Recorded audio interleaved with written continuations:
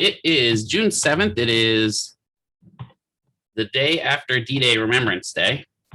And we're going to talk about pre-algebra today. And pre-algebra is loads of fun for everybody. It's just so much fun. This is one of the reasons why most people start hating math, especially in like school, like not elementary school, but like getting middle school to high school. This is where it usually started burning some people, because algebra is the first start of not really true math, but is math. So we're going to talk about absolute values first. We're going to talk about combining math operations, because that's going to lead into pre-algebra. And again, we're going kind of level down here. We're not going high level. We're going to kind of go low level. This is not something, we're not going to start solving for quadratic equations or solving parabolic vectors or anything like that. It's going to be a very basic level, kind of what we need here type thing. So absolute values, because they will come into play in pre-algebra, are mathematics way of saying how far is the number that you're talking about away from the zero. And so that's just like looking on that number line. So when we have that number line, we have 0 here. That's a really good 0, Mr. McKeever. We have 1, 2, 3, 4, and then we have -1, -2, -3, -4, and that's our kind of number line that we're going on. When we're talking about an absolute value, it's indicated by solid lines on either side of the number. And what it's saying is, how far is 4 away from 0? Well, 4 is 1, 2, 3, 4 slots away, right? But the absolute value of either positive or negative integers is the same thing. So whether it's 4 or whether it's -4, they're both 4 spots away from 0. It's just -4 is 4 spots to the left, 4 is 4 spots to the right. So whenever you see a question that asks, it says, what is the absolute value of -100? The absolute value is just 100. It's just asking how many spots away from 0 it is. This comes into play in some higher level mathematics. That's why, when I was going through school, they never really explained this to us and why this was important and what's going on with it. In some of the theoretical math, the main reason this comes into play is, differentiating spatial relationships in math. So we teach it in most math classes, but we never explain what it's for. And even when I got it explained to me, I'm like, well, that just seems like logic. But I guess, again, we have to not always assume it's most logical for everybody, right? So if I said the absolute value of 3 or the absolute value of -3, they're both just 3, because they're both 3 spots away from 0. That's really absolute value in a nutshell. There's not much to that one. If you get a question on your quiz, it's literally just asking what's the absolute value of things, right? Absolute values come into play when we look at what happens when we deal with combining positive and negative numbers, right? When we add 2 positive numbers, 2 plus 2, we get a positive number. If we add 2 negative numbers, so -1 plus -1, we get -2, because the answer is going to be negative. Multiplying 2 positive numbers, the answer is positive. Multiplying 2 negative numbers, right, or we get an answer positive. When we get into combining, we start getting positive plus negatives. That's where it gets weird. Right. So for the most part, when we are combining stuff, except for adding 2 negative numbers, we're going to end up with a positive answer, meaning we're going to drop the negative sign in front of it. So here we have adding a positive to negative, or vice versa. The relative answer will be based upon the highest value. So here we have 2 plus -1, right? That's literally the same as saying 2 minus 1, right? So 2 plus -1 is 1. That's a positive answer. But here, because the 4 is the greater value, if we look at that as the greater value, we'd have a total distance of 4 away from 0. 2 plus -4 is like saying 2 minus 4, and that's going to be a negative answer of -2. Again, the good news is I allow you to use calculators. So although it looks complicating, it gets easier because of that. What took me a little bit more to understand, especially when I was in the basics of math, is, wait a minute. If I go back and I multiply two negative numbers together, I get a positive. But here, if I multiply a positive by a negative, my answer is always negative. Or if I divide a positive by a negative, my answer is always negative. And again, that goes into math theory more than it goes into things, but that's just a standard axiom of mathematics. When you multiply, so if you had 4 times -2, your answer is going to be -8. But if you multiply -4 times -2, your answer is 8 because you have 2 of these, and they're going to cancel each other out. It's kind of the basis of it. There's a lot more into it when you actually look at the theory of it, but again, the main thing is just understanding the axioms and just remembering them, that when you multiply a negative by a positive, right, the answer is going to be negative. When you have one or the other in multiplication or division, it becomes positive. Exponents. Again, this is another one where I start seeing glassy eyes on some people.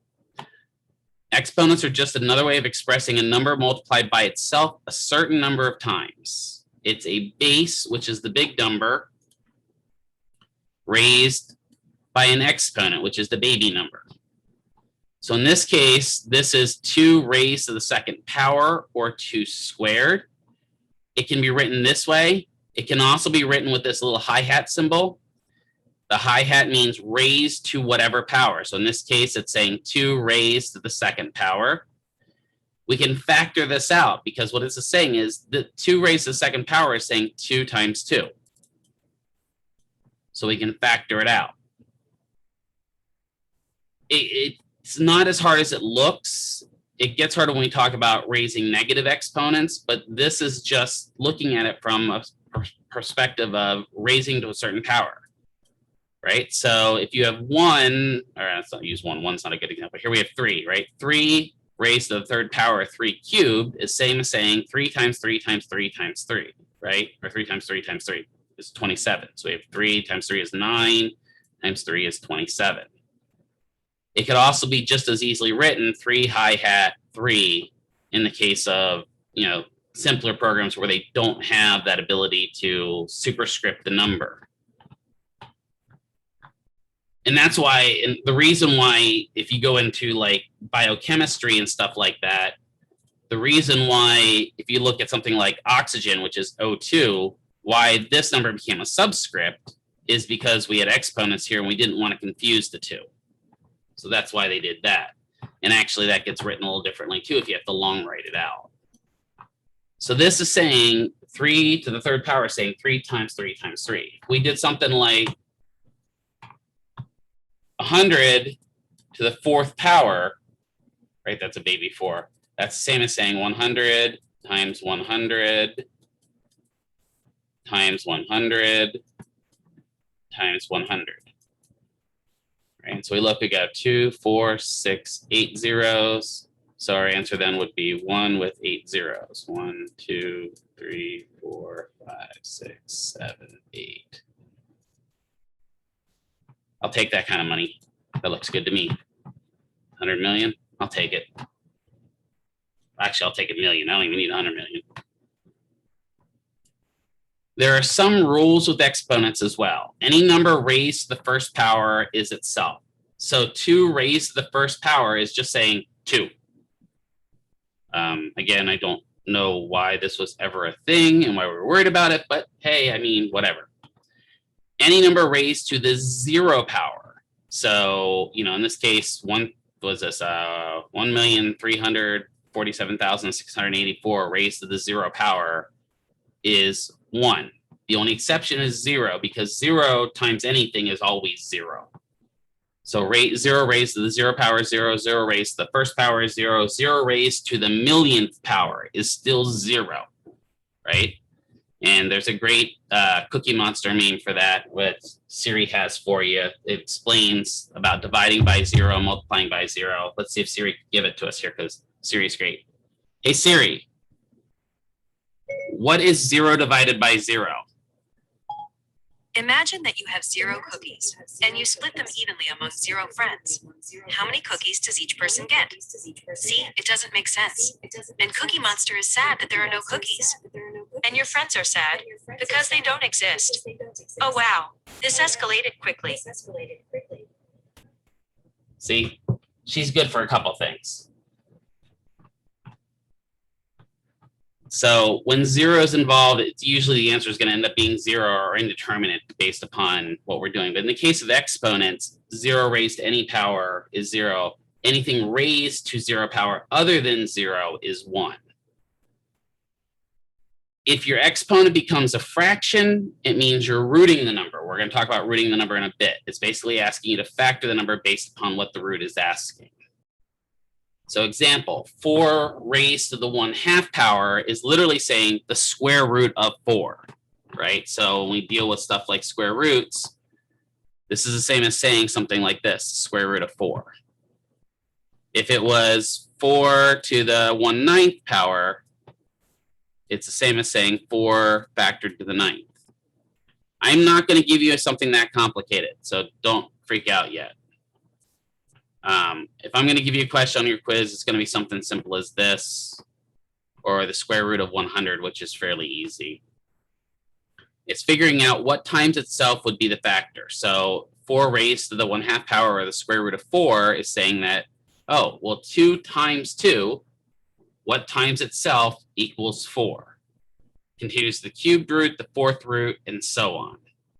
So here we have 81 raised to the 1/2 power is 9, because 9 times 9, so 2 numbers, right? So we have 2, so 2 numbers here times itself would be 81.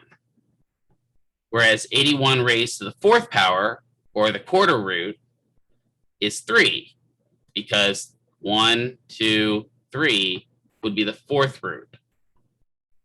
Technically, if we had 81 to the 3rd power, it'd be a weird answer of like 4.3264879 something. No clear number repeated 3 times would equate out to 81.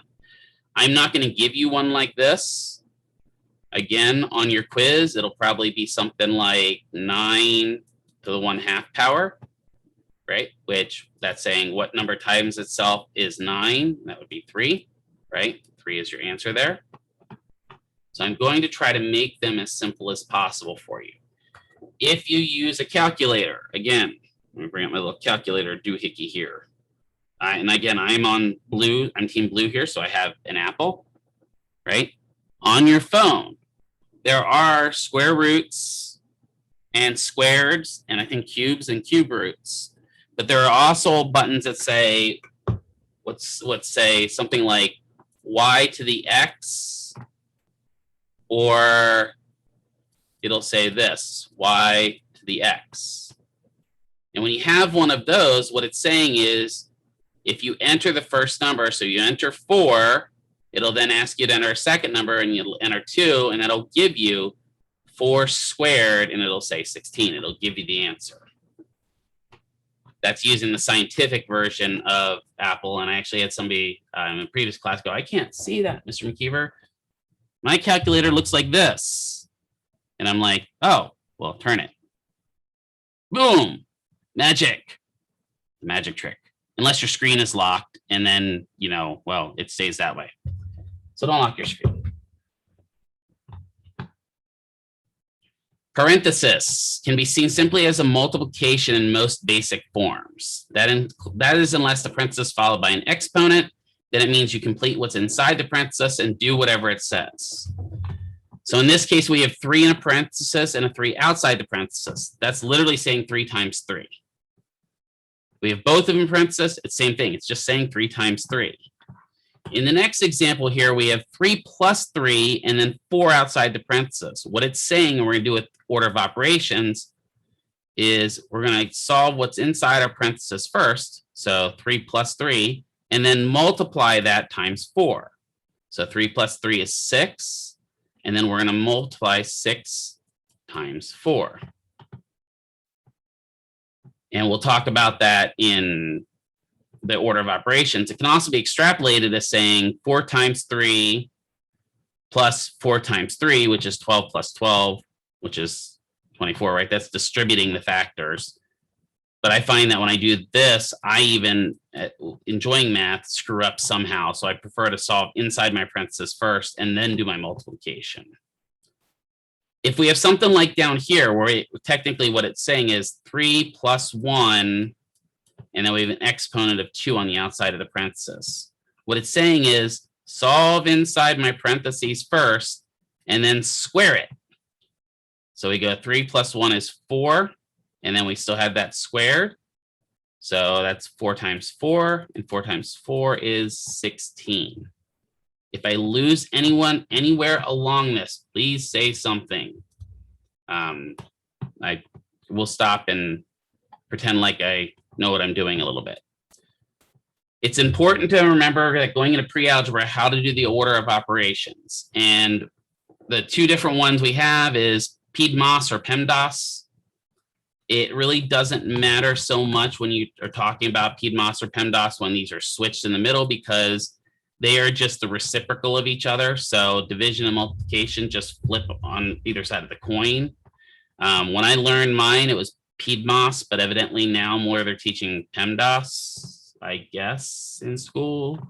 I always remembered this, I guess, because, you know, peat moss when you're doing stuff around the farm, but PEMDAS always stuck in my head. So it's literally saying you complete parenthesis first, then deal with your exponents, then deal with your division, then deal with your multiplication, then deal with your addition, then deal with your subtraction.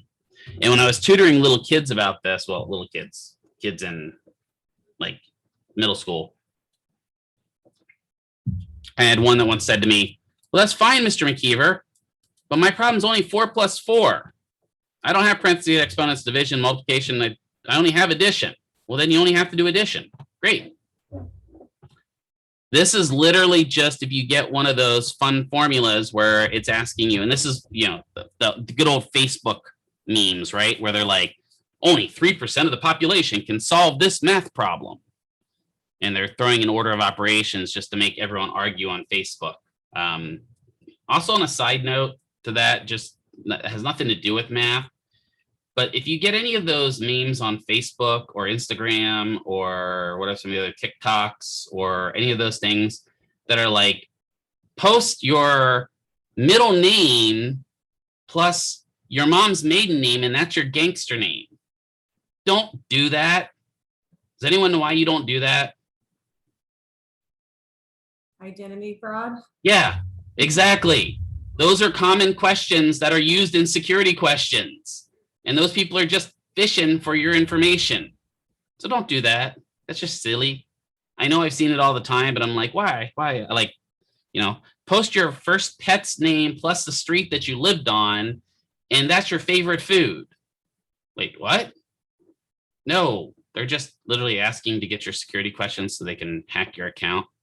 And really, they don't even need that anymore. I mean, if we can get a beef plant hacked, I doubt that even my security, considering most of my passwords are in Gaelic, are probably not safe. So PEMDAS or PEMDAS is just how you deal with something. So that's looking at if we have a problem that's like this, where we have 4 plus 1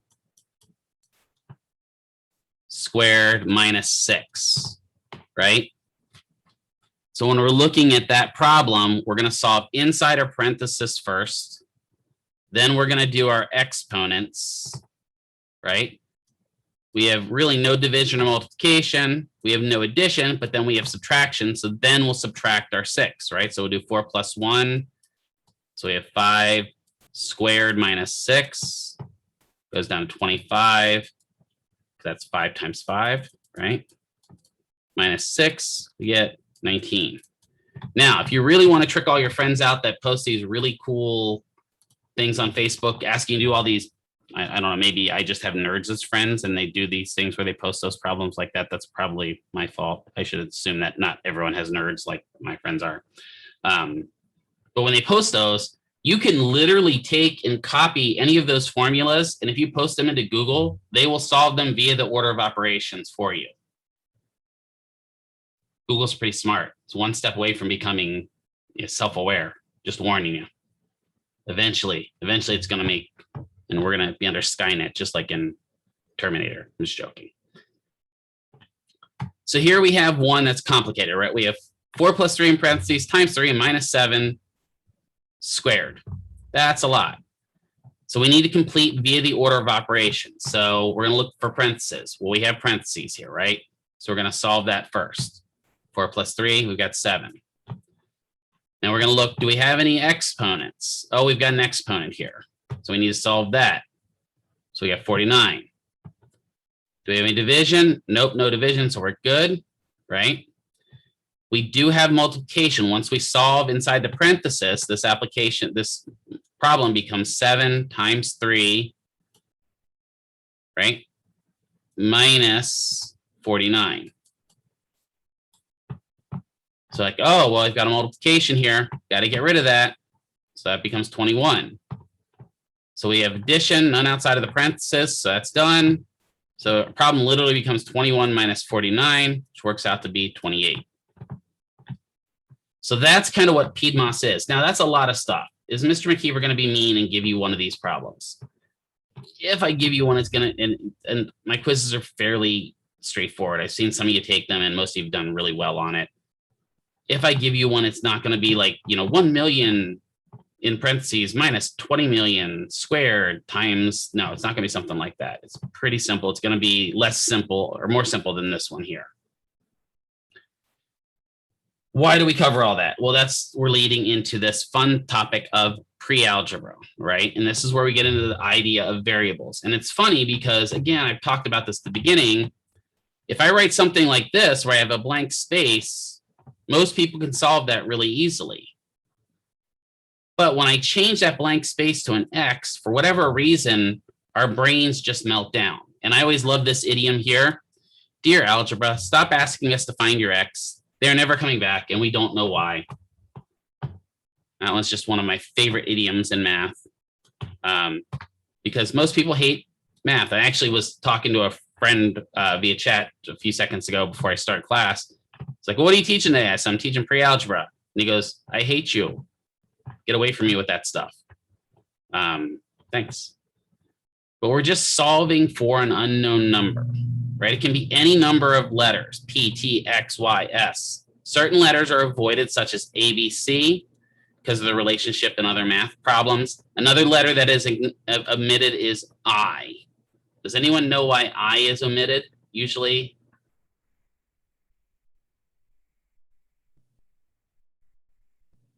Because only in math would we go, well, I is the imaginary number.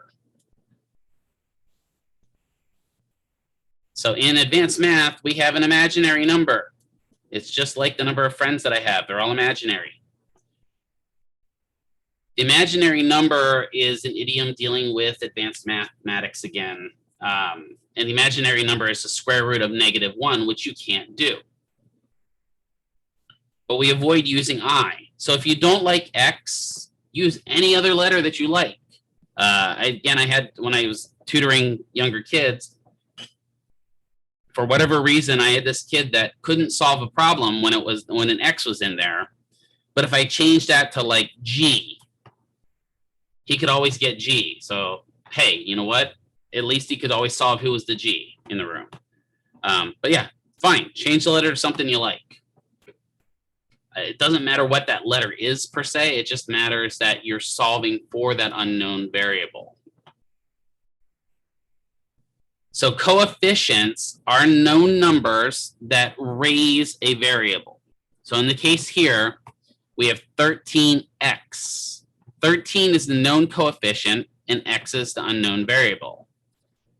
If you just have just a variable sitting by itself like x, that's literally saying 1x, so 1 times x. 13x is saying 13 times whatever the value of x is. If you have multiple variables such as x times y or xy, it's the same as saying 1x times 1y. We're not going to do multiple variable scenarios here. So don't totally freak out about that. We're going to keep it simple again, KISS. I'm not trying to fry your brains. So there are two different things here. We have expressions, right? And then we also have mathematical equations. Expressions contain numbers and or variables, but no equal signs. So 3 minus x is an expression. We can't solve or evaluate an expression unless you have the value of x. If I would write solve 3 minus x on a math test, you would literally have to tell me undefined because we have no equal sign. We don't know what 3 minus x is equal to. You can't solve for the variable at that point. But I could say 3 minus x, where x is equal to 2, solve the problem. At that point, it's literally asking you to do 3 minus 2. The evaluation would be 1. You can have 9xt, 9xy, 9xc. All of those are expressions, but there's no solution for them because we have nothing to set them equal to. If I put 9xt equals 16, even that we can't truly evaluate or we can't solve because we have two variables. And those variables, we have no defined for what one of those variables is. So we truly can't even solve that without talking about some really kind of advanced high-level math. So looking down here, we can evaluate an equation like that where we have down bottom, evaluate 2 times y, right, or 2y, where y is equal to 0. What that means is where it says when y is equal to 0, you are going to replace y with 0 and then evaluate. What do you get? So 2 times 0 obviously is 0 because any number times itself is 0. So here we create an evaluation. A PTA spends $295 on books for semester 1. PTA spends X number of books for semester 2. What would be the combined money spent on books written as in an expression? Well, that would be $295 for the first semester plus X. In that case, we're just evaluating it because we have no equal sign. We can't come up, we're just creating an expression. We don't know how much X is yet. So when we get equations, we now have an equal sign. When you say equations, it is part of it is equal. So we have an equal sign. We can also have a greater than a minus n, but we're not going to do those. The goal to solve an equation, this is the key thing. Get the variable on one side by itself as soon as you possibly can by using inverses and standard math stuff. So no matter what you have, if you have a right side of an equation and a left side of the equation, you can do absolutely anything to this equation as long as what you do over here, you do over here. There's nothing out of bounds. So if I multiply the left side times 2, it's fine as long as I multiply the right side by 2. If I divide the left side by 2, it's fine as long as I divide the right side by 2. So as long as you're doing everything equal on both sides when you're moving stuff around, it's fair game within the mathematics world. So remember that addition is the inverse of subtraction, and then vice versa is also capable. Multiplication is the inverse of division. So in this case, we have x plus 5 equals 13. There are a couple ways you can do this. I can look at that and know that my answer is 8 just because logic. But if you're going to do it by solving for it or solving the equation, the first thing you need to do is get this x by itself. So that means I need to get rid of this plus 5. Well, how do I get rid of plus 5? I subtract 5. And if I subtract 5 from that, I also have to subtract 5 from that. So that gets rid of this over here. I can then subtract 13 from 5, or 5 from 13, I'm sorry.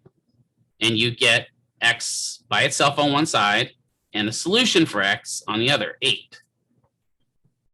So if we did something like y minus 9 equals 18. First thing we have to do is get y by itself. So we have this minus 9 here. The only way we're going to get rid of that is if we add 9 to both sides. So if I add 9 to this side, it gets rid of it. If I add 9 to this side, I get 27, which means I got y by itself. So y is equal to 27. Anything you do on the left side, you do on the right. Anything you do on the right, you do on the left. I highly recommend if you ever get a problem that looks like this, and you're not going to get one from me that looks like this, I don't think, but if you ever get a problem that looks like this, on on something like a I don't know, ASVAB or SAT, or not SATs, they don't do those anymore, GREs or anything like that, there's something about the way this formula is set up, or this equation is set up, that kind of messes with your brain. So flip it. Just change it around. These are the same. You just reverted the equation. And now Z's over here on the left side. For whatever reason, there is some studies that show that if you get that variable on that left side, your brain is easier to solve for it. And you don't get as confused, right? So in this case, I've got Z plus 6 equals 16. Well, I have to subtract 6 from both sides to get rid of that 6 on the side with the Z. And that means Z is going to end up equaling 10 because I subtract 6 from 16. I get 10. I always, when I'm doing mathematics, even when I was doing kind of like parabolic equations and stuff like that, I always try to move my variables to my left side to keep my brain thinking, because we are trained to read left to right. And that helps us kind of keep the idea that the variable's over here. And if I can get my variable as far over to the left as I possibly can, I try to do that because it helps my brain think through the problem. Because the last thing you need to do is get confused when you're doing these. So you're looking at these going, well, Mr. McKeever, how bad are these problems going to be on my boards test? You're not going to have them, but this is required by the state. Where was I at here? I just go forward. For, you mean x plus this one here, x plus 5 equals 13. That's not supposed to be a minus sign. That was put in there by PowerPoint. I'll have to change that. Thank you for bringing that up. I apologize. I will change that to a different symbol. So that's just basically like these. PowerPoint does some. I try to keep that out. These were supposed to be like dots, but at some point PowerPoint changed them. So I will change that. Thank you for correcting me on that. I apologize. Should have said something. I would have cleared that up earlier. But yes, you would be correct. If the x was negative at that point, you would exactly flip the sign. You're 100% correct, Wayne. You're going right along the right thought process. So we can actually do that real quick, because he was saying, well, what happens if instead it's like minus x plus 5 equals 13? Well, then we can get rid of the 5, right? Subtract 5 from both sides. And we'll knock this out here. So we get 8 over here. Well, we have minus x equals 8. Well, that's basically saying negative 1 times x. So if we multiply it times another negative 1, that means we multiply this time times negative 1, we get x is equal to negative 8. You are 100% correct on that, Wayne, and Alec probably was thinking the same thing. So I apologize about that being in there. This is one of the reasons why sometimes PowerPoint is a pain, and I will fix that. Let me write down a note, please. Because if you guys are going to confuse that, then somebody else is. Fix pre-algebra lesson. Thank you for catching that, though. I appreciate it. See, it just shows I'm not a perfect instructor, but I can fix that. And that'll make that less confusing. I appreciate that. So it's going to be repeated here in bold and underlined. Whatever you do on the right side of the equation, you have to do on the left side of the equation. So here we have one a little bit more advanced. We have 3 minus x in parentheses dividing by 14. First, we have to get rid of the division of 14 on the left side by doing the inverse, right? So remember that when we're doing a number over itself, that's the same as doing division. So this is literally the same as saying, my little number up here,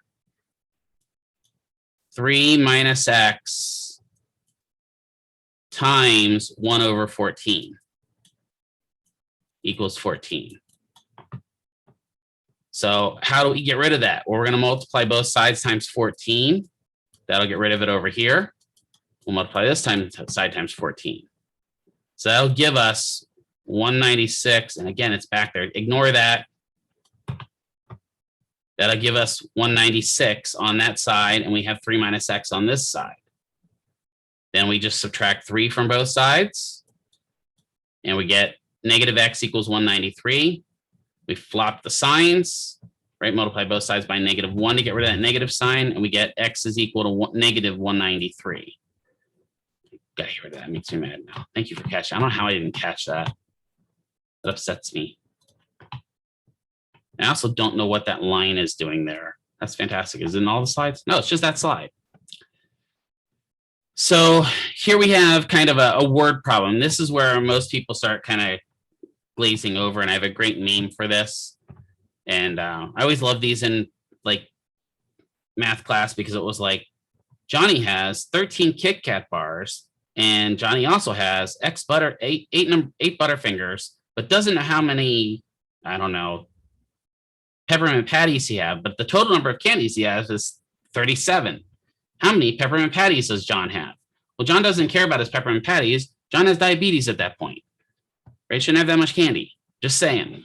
So math problems are the bane of pretty much everyone's existence, or not math problems, but word problems when it comes to math.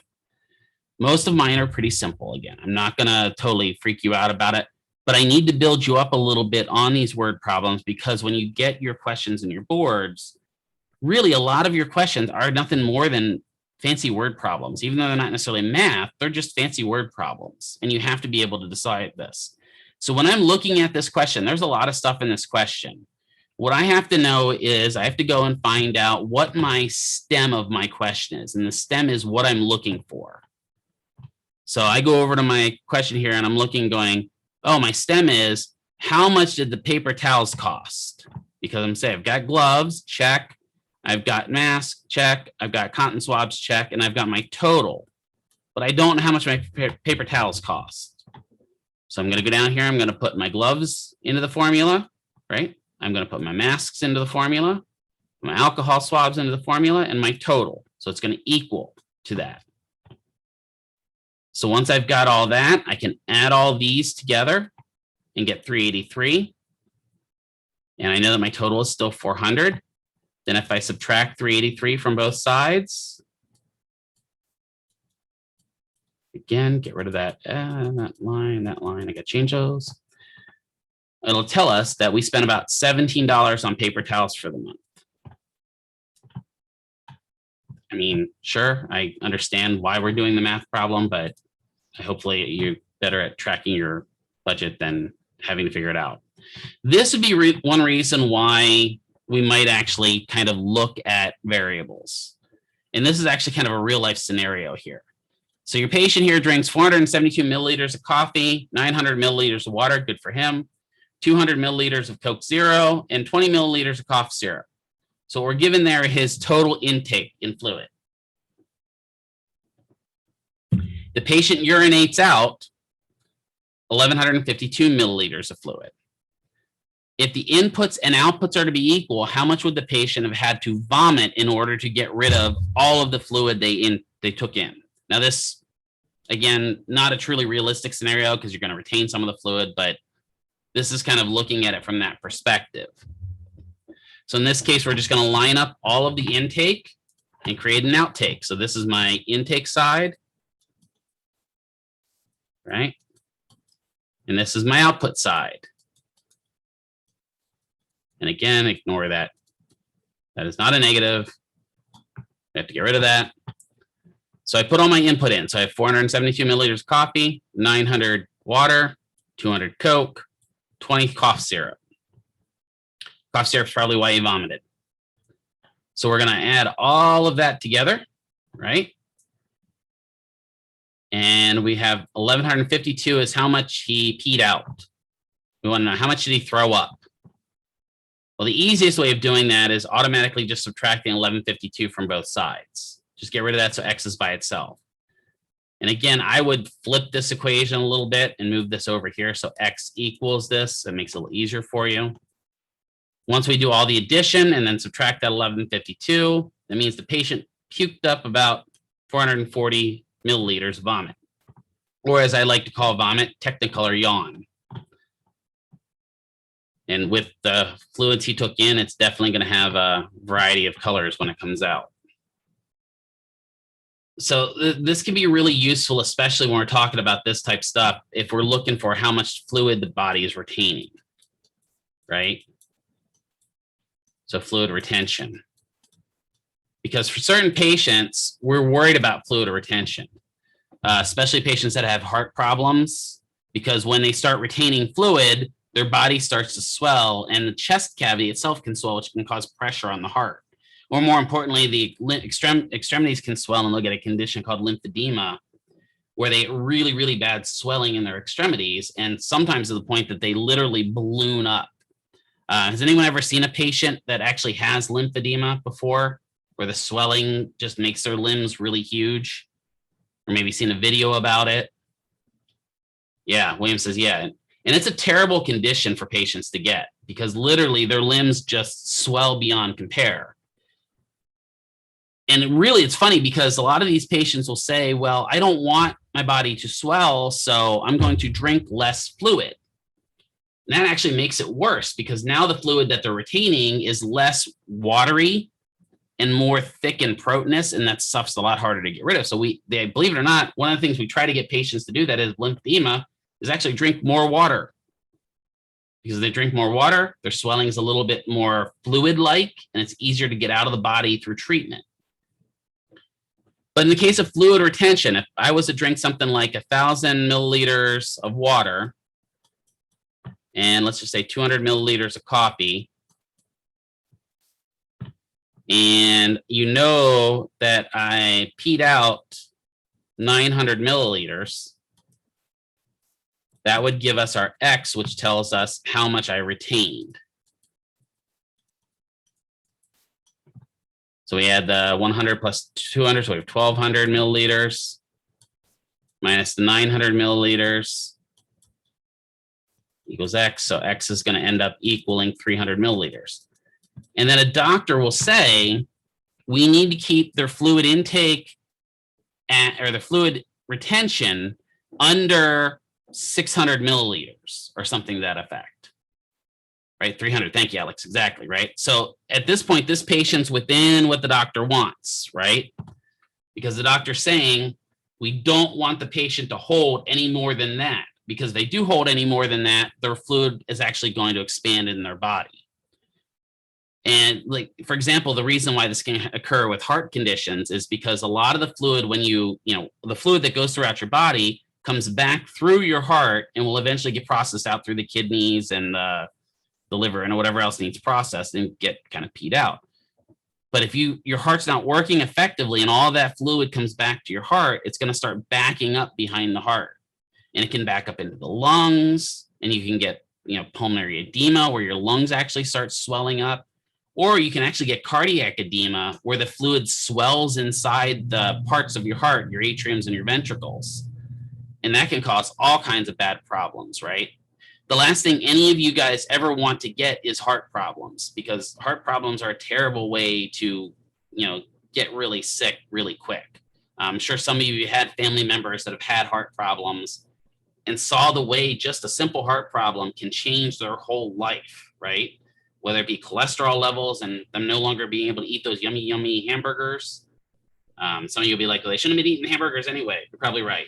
That's beside the point. We're not discussing vegan versus meat eaters right now,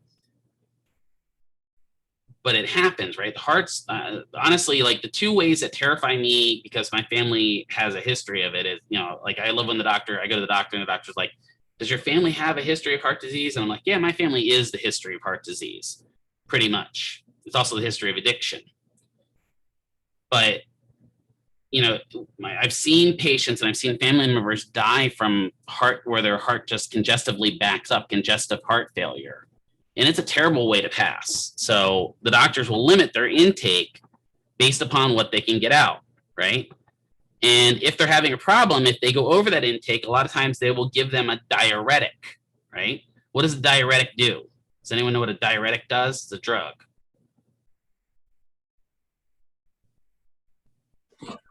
Helps you urinate? Yeah, it makes you go pee, right? It makes you go pee a lot.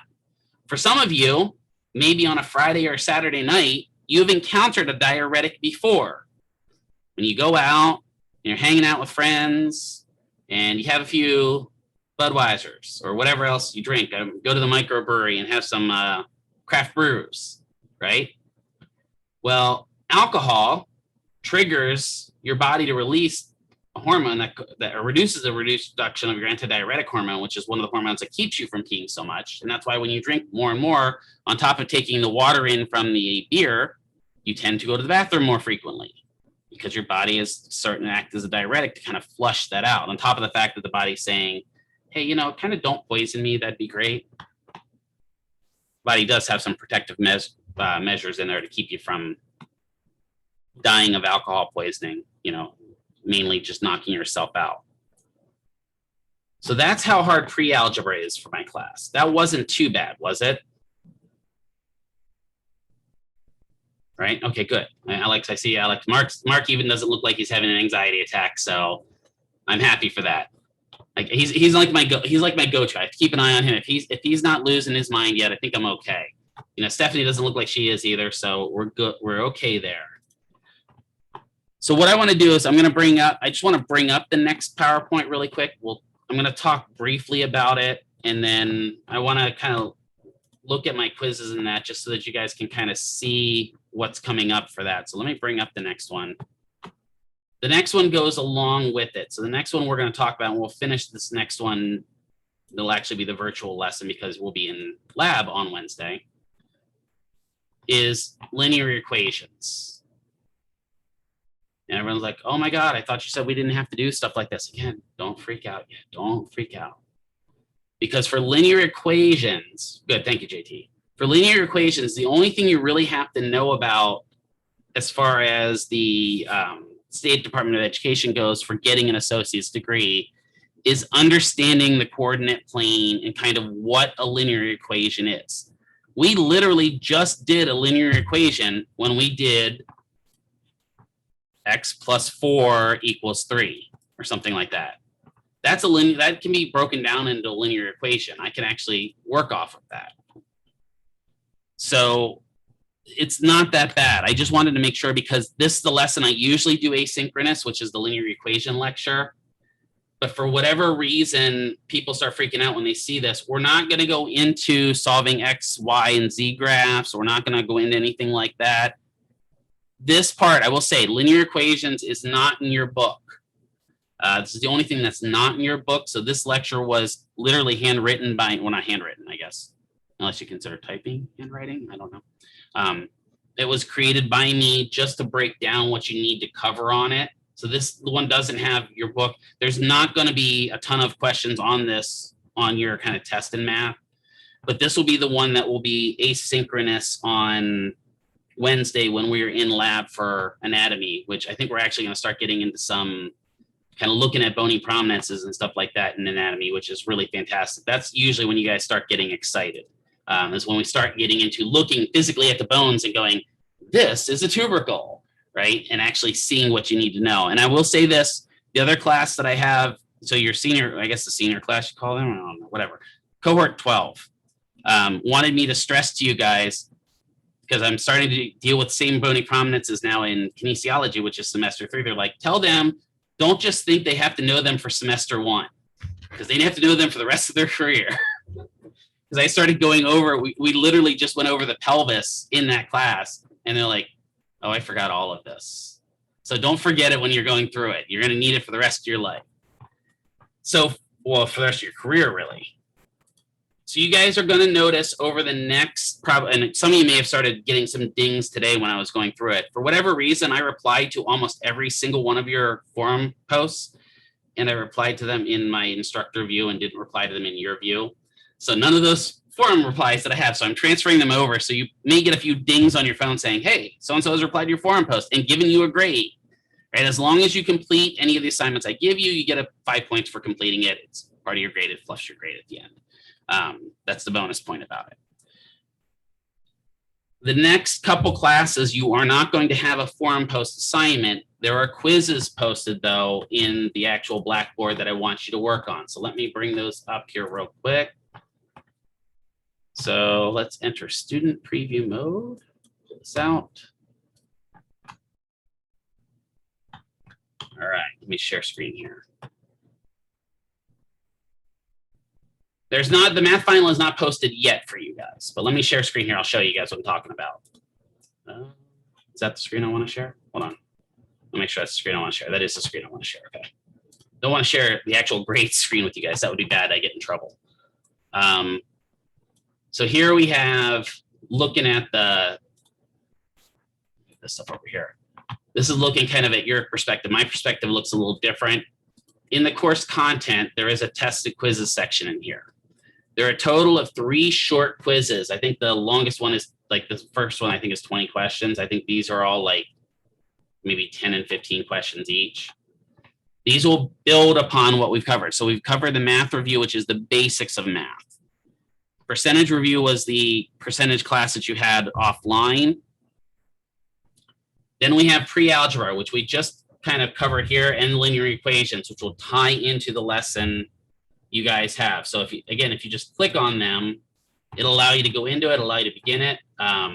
Again, I think this one's, I don't know how many of you have gone into these quizzes yet, but I'm going to go into one just so you can see kind of what they look like. This one here, there are 10 questions on. Again, you can do these quizzes each 2 times. So if you go through this and you do really bad for whatever reason, right, just go back and do it a second time and get a better grade. It will average the grades out. The test can be saved and resumed later. So let's say you're going through this with me, or you're going through this tomorrow or whatever, and your kid comes running up to you and is like, "Mommy, Daddy, come play trucks with me." You can go down here in this corner and click Save Answers, and you can actually exit the quiz and it saves what you've done. No, Janine, you do not have to. So don't worry about that. If you want to do them, you're free to, but you don't have to complete them. So anyone auditing the class, that's sitting in auditing class, you don't have to complete the quizzes. There's no grade for you for this course. But if you want to complete them for funsies, go right ahead. I don't know why you would do that. But if you want to do them for funsies, I mean, yeah, sure, go for it. But if you're auditing the class, you're not doing this for, you know, true grade, then don't worry about doing the quizzes, but you can do them if you want. So you're just going to go down and solve all these questions and then save and submit. That will give you a grade. One of the things I wanted to kind of show you, and I want to see if I can get into it here. So let me get out of this. Leave. Can I see? I can't. Can I see the grade center in this from this perspective? I don't know that. I don't think I can see grade center from here. I don't want to open via my mail. That's not what I wanted to do. I can't see grade center for this, but if you go into your grade center itself,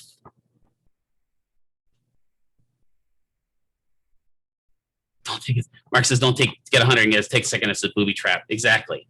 If you get 100, you don't have to. You do have to take these quizzes if you are in the class for a grade. If you're in the class as an audit. So there are a couple of you guys that transferred in credits. You don't have to take the quizzes. If you did not transfer in credits, you do have to take the quizzes, if that makes sense. There are a few people that for whatever reason, they just like hearing my voice and decided to come audit my class. Actually, no, there's some stuff coming up they wanted to learn. But yeah, if you're in the class, for all of your classes, whether it's my class, whether it's Dr. Sokel's, Dr. Johnson's, whoever it is, once you've taken the course and it's giving you a grade, there's another section over here, and I don't know why it doesn't show my grade center over here that says grade center or something like that, or grades. I can't remember what it says. If you click on that, it'll bring you into where it'll show you all your grades. And like your grade for your quiz will have a number and it'll be underlined. Why is it underlined? Well, it's because it's a hyperlink. That means if you click on that, clicky, it will take you back in as long as the instructor has made it available to you, and you can review that quiz. I always make my quizzes reviewable because I use a lot of the material from my quizzes for my midterms or my larger tests. So I want you to go back and look at them. I also typically put the rationale in the question. So I'm going to use Mark because Mark was one of the last people to respond here. You know, if Mark didn't understand why he got that one question wrong, he can actually click on that and there's rationale below it showing how to kind of get to the root of the solution. So I try to put that on all my quizzes. I'm working on that in 3rd semester with the new group where I have to actually type out stuff because it's more wordy than just math. And that's really big in physics, is explaining some of the physics answers to you guys. But just like Mark says, if you've gotten 100, I wouldn't do the quiz the second time because there's a chance you could screw up and then accidentally click something wrong and lose a point. And then you'll email me, Mr. McKeever, but I got 100 on my first one. And now I got a 99. Well, I can't really help you there. Sorry. It happens. So if you get 100, just use that as your review. Don't do the second test. If you get like an 80% on your first test, please do yourself a favor and take the second test so that if you get an 80 on the first one and say you get a 100% on the second one, they're going to average together and you'll get a 90% for that quiz. If you get 9 out of 10, it could be worth taking again, Sean, because you get half a point extra. So Sean asked, if I get a 9 out of 10, is it worth taking again? It could be, because again, you get 9 out of 10 and you get 10 out of 10, your average will be 9.5 and you'll get that extra half point. So definitely take it. I've seen some people, and this is what I was talking about, is that if I've seen some people where they get 100 here and they're like, I'm going to take the test a second time. And for whatever reason, they clicked submit and didn't answer 5 of the questions. If that happens, email me. I do have a heart. And I'll say, okay, I'll knock this out, but you have to do that second quiz. I'm not going to let you get away with just knocking it out so you can get 100. I'm going to say, I'm going to watch, you better do this second quiz over and get either 100 or an 80 or 90 or something like that. That half point down here that Sean asked me about can be useful, because you got to realize when we get to the end of the semester, if you're at here and you're like 92.473, that half point could bump this to a 92.5, which then I will round up to a 93, which everyone wants because that's an A, yay, and it's 4.0. So, if you even get one question wrong, it could be beneficial for you to go back and do it the second time to get that extra point. If you've already done the questions don't change. They don't even change order. I'm not that mean. In 4th semester, I will get a little bit meaner because the questions will change order. So you'll still have the same questions, but question 1 may be question 10 now. Just because I've got to get your brains working a little bit harder come semester 4 because you're getting closer to taking the test, taking your boards. So definitely go back and redo them if you've gotten a little bit lesser grade. So yeah, Sean, if I've got 9 out of 10, I would go back and do it to get the 9.5. But if you're happy with 9 out of 10, keep your 9 out of 10. I'm not forcing you. You don't have to take the quizzes twice. If you take it the first time and you're happy with what you get, keep it. That's just kind of the way it is. Don't ever think I'm forcing you into something, please. And then also, if something happens, and I've had this happen where somebody submitted, they went to save answers, and instead of clicking save answers, they clicked submit, and you get a 0 out of 10. Just email me. I'm pretty nice. I don't bite that much. I know if you've got a 0 out of 10, you probably clicked it. All 3 of the quizzes that are up right now, or all 4 of the quizzes that are up right now, are actual quizzes. The first one is just basic questions. So this is like, is 4 an integer? Right? That's literally how hard some of those questions are. What is 3 plus 3? That's what that first quiz is kind of set you up for the rest of them. So it is graded, but I think it's only, I think it's 20 questions. Let me see.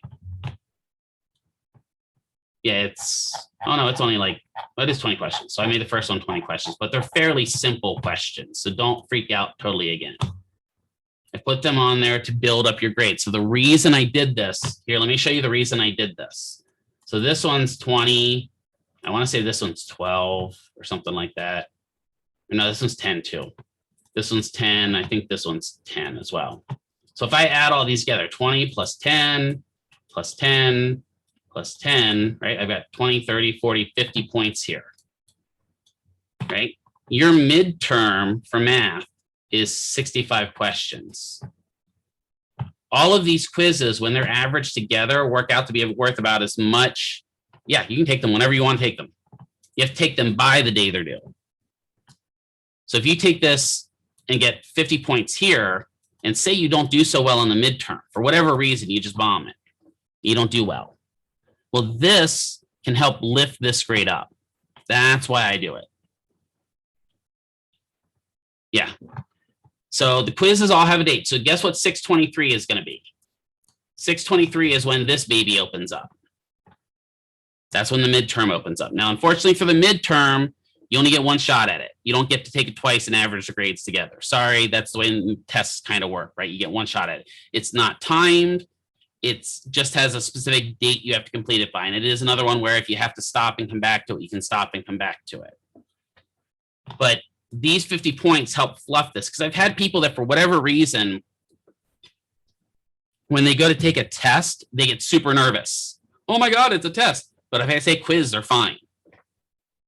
And so I try to give you a little bit of fluff in your first semester to kind of buffer this, right? Make you feel a little bit more comfortable. And it also kind of leads you into taking tests for me and quizzes for me in the future, because I've really moved a lot of my tests and quizzes to online tests and quizzes so that I can have more hands-on time with you guys. I would rather, like the other group that right now is in kinesiology and Therex 1, I would rather them do their midterm and their quizzes on their own time, so that I can spend more time teaching them exactly how to do exercises and exactly how to do goniometry, so that it doesn't have to take a whole class to take up my whole day. Right? So when I open the midterm up, the midterm is going to be open up for a whole weekend. So you'll have from Thursday until Monday to complete it. So you have like 5 days to complete it. You can complete 60 questions in 5 days, I promise. I'm sure Sean can do it in like 20 minutes. He's just that awesome. I've seen his grade. No, just kidding. I'm just picking on Sean. So all of these up there. The only one I would suggest, so, somebody asked, can I take all these now? This one is up. Don't take that one yet, please. Please don't take that one, because we have not done this lesson yet. And there's a good chance that if you do that one right now, you're not going to get a good grade on it. You can look at it if you want. That's okay. But don't take it, because I don't want you screwing up your grade on that one. And for those of you auditing the class, I believe next Monday is our next physical class, because I think we have lab Wednesday, and then we have lecture again on Monday with Dr. Johnson. That's the day we're going to kind of go over physical therapy math. That is the day that if you can possibly 100% be here, even if you don't want to be here for any of the other lessons, that day when I cover physical therapy math, I really recommend you being here, because we're going to talk about how to do billing. We're going to talk about hours. This Wednesday you're on campus, so you will not see me for math except virtually. I'll record the lecture like I've been doing. And then Monday we'll be back face-to-face again. I guess this is face-to-face, whatever. I get confused. I try to make it as simple as possible following you guys. And again, not a big, something happens, because I had somebody email me that for Thursday, today's Monday, Wednesday's lecture. They're like, I'm sorry, Mr. McKeever, I didn't get to watch your lecture until Friday. I'm not tracking it that hard, guys. I promise you. I don't check to see exactly when you clicked and watched the lecture. I can tell if the class has watched the lecture or not. I can actually see that, because I get clicks and views, and it tells me, if it's only got 5 views, I know that only 5 people in the class have actually watched my lecture. I had the one time in the class like, yeah, we all watched it, Mr. McKeever, and the only view was mine. Nice try, folks. I recommend, again, if you think you can handle the math on your own, okay, fine, don't watch the lecture. Just be aware that it might come back to get you. Does that make sense for the quizzes, though, at least? I just want to make sure, do I get a nod at least from Fio? You got Mark nodding. Cool. I'm going to stop recording here.